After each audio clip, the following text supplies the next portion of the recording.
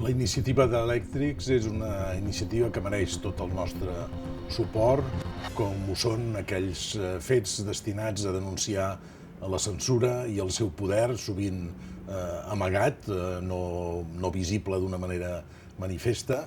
i en especial en aquest cas, com a creadors, com a escriptors, crec que hem d'agrair la iniciativa del PEN català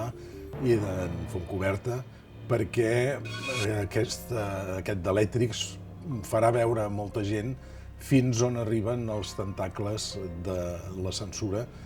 dels quals molt sovint no en som conscients. I com a escriptors volem un món que sigui lliure i on